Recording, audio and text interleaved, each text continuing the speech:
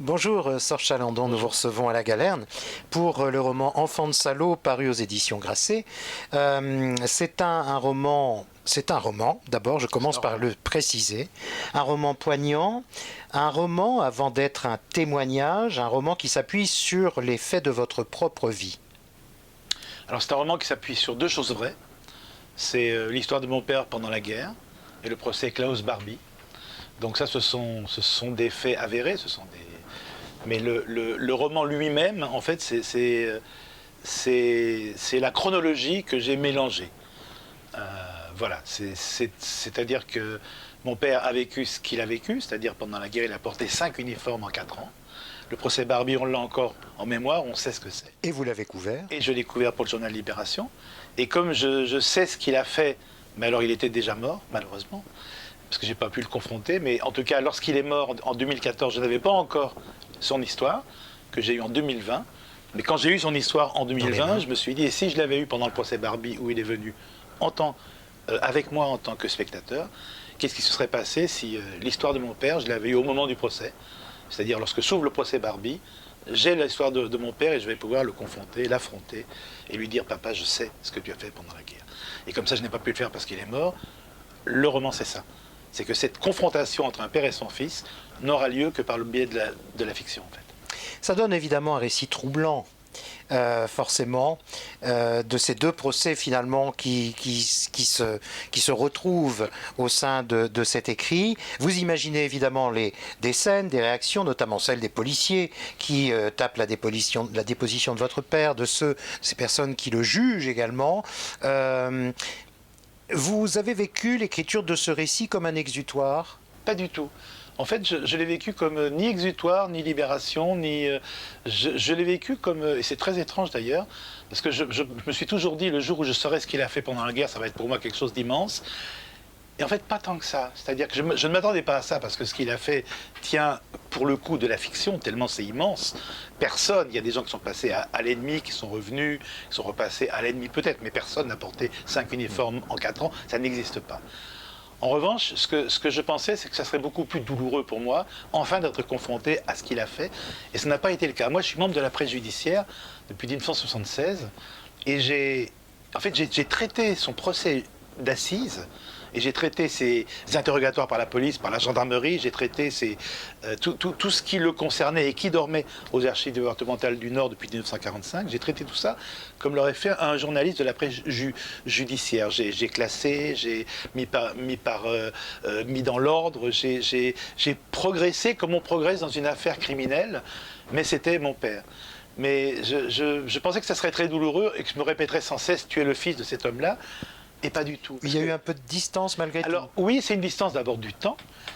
Et surtout, moi j'ai 69 ans aujourd'hui. Enfin aujourd'hui en ce moment, j'ai 69 ans. Et c'est l'histoire d'un gamin. Qu'est-ce qu'il a fait entre 18 et 21 ans. Et donc moi ce qui était bouleversant, c'est que je pensais le lire comme un fils lit ce que son père a fait. Et en fait je l'ai lu un peu comme un père lit ce que ce sage gamin a fait pendant la guerre. Et donc petit à petit, j'ai cessé de voir mon père à toutes les pages pour voir... un gamin fou, probablement, d'une intelligence animale, c'est-à-dire qu'il échappe à tout le monde, il échappe aux Allemands, il échappe aux Américains, il échappe aux Français, puisqu'il ne sera pas condamné à mort, c'est pour ça qu'on peut parler aujourd'hui. Autrement, quand même, je suis le résultat d'une condamnation légère pour un collabo, alors que s'il avait été condamné à mort, nous ne serons pas en train de discuter. Mais j'ai vécu tout ça de façon beaucoup moins violente que les livres que j'ai pu faire sur la traîtrise en Irlande ou sur la guerre au Liban. Je l'ai vécu comme un aboutissement. Voilà, c'est-à-dire que la question de qu'est-ce que mon père était, qu'est-ce qu'il a fait, je ne me la pose plus. Mais ce qui m'angoisse maintenant, et c'est autre chose, c'est et après, et maintenant. C'est-à-dire que moi, mon moteur d'écriture, c'est la trahison, c'est le mensonge, et c'est justement toutes ces questions du père qui restaient en suspens. Et que vous avez déjà abordé dans plusieurs. J'ai abordé dans plusieurs romans sous des formes différentes. Bien mais sûr. En tout cas, ce qui est le socle de mon travail, c'est sur la traîtrise et le mensonge. Dans plein de romans, la traîtrise et le mensonge irriguent ces romans, c'était lui. Maintenant que ça c'est fait, maintenant que ça c'est posé, maintenant que je sais, je me suis posé la question de écrire quoi après. Et c'est ça qui m'angoisse plus. J'étais moins angoissé par la découverte et par l'histoire de mon père pendant la guerre que maintenant que c'est fait, maintenant que le grand livre du Père est refermé, je vais où? Sorge Chalandon, vous aurez toute votre vie eu un besoin de vérité. Est-ce que c'est ce qui vous a amené à devenir journaliste, c'est-à-dire rechercher à apporter la vérité des faits? Alors j'y ai réfléchi depuis qu'on me pose la question. En fait, Oui, parce que j'imagine que ce n'est pas une première. non, mais c'est pas une première, mais en même temps, c'est une vraie question que je me suis pas posée, que je commence à me poser. Moi, je pense que je voulais être journaliste parce que quand j'étais à Libération, donc j'étais à 3 mois après, j'étais à la création de Libération. Et en fait, je voulais être journaliste parce que j'avais l'impression que les journaux de l'époque ne donnaient pas la parole aux jeunes. Nous étions des jeunes. Et il n'y avait pas de journaux pour nous, à part Combat, qui était encore fait au plomb, qui était un vieux journal de la résistance, mais qui n'était pas un journal de jeunes. Mais il n'y avait rien qui nous ressemblait. Donc moi, je suis rentré en journalisme plutôt qui est une autre parole que la parole officielle, la parole des vieux. Je trouve que moi, je suis né dans une époque où le jeune n'avait pas encore été inventé, en fait. C'est-à-dire que les enfants, les fils ressemblaient à leur père, les filles à leur mère, il n'y avait pas de jeunes. Et donc moi, je voulais être journaliste parce que je me suis dit, on va avoir un journal différent qui va pouvoir parler de choses différentes qui ne sont pas ailleurs dans la presse. Et après, à la réflexion, s'est posé le problème de la recherche de la vérité. Et ça me trouble beaucoup parce que maintenant, ça y est, je me la pose comme ça alors que je ne m'étais pas posé comme ça avant. Parce que j'ai été reporter de guerre. Pourquoi ? Pour être sur les lieux, mais aussi pour comprendre ce qui se passait, parce que ce que j'entendais à la radio, ce que j'entendais à la télévision, ce que je lisais dans les journaux ne me suffisait pas pour me faire une idée précise. Donc j'avais besoin d'y être, en fait, être. Mais maintenant que je réfléchis et que mon frère, lui, son premier travail, il a été détective privé.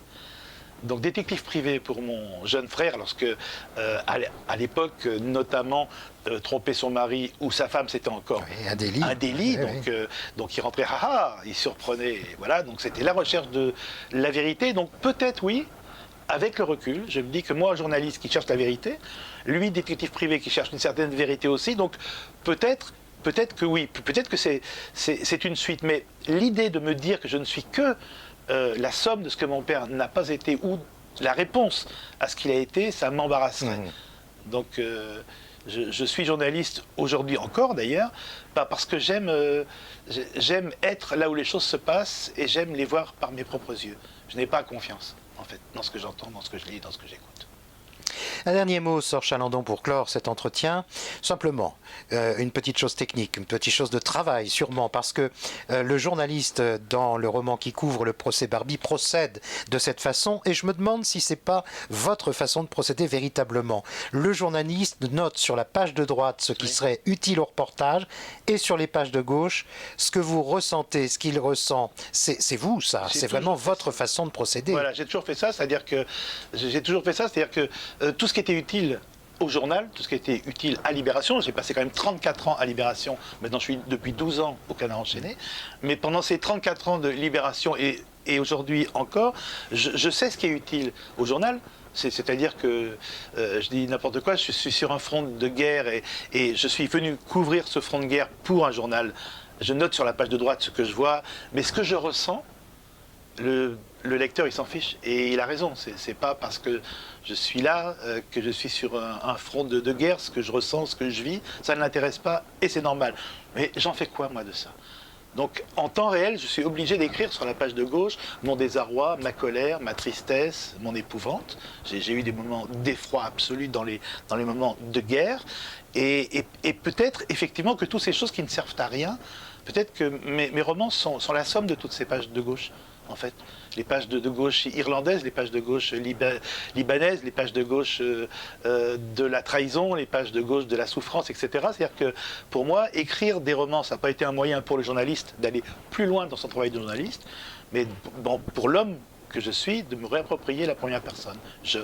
J'ai le droit de souffrir dans un roman, je n'ai pas le droit de souffrir en étant journaliste. Merci Sorge Chalandon. Merci à vous.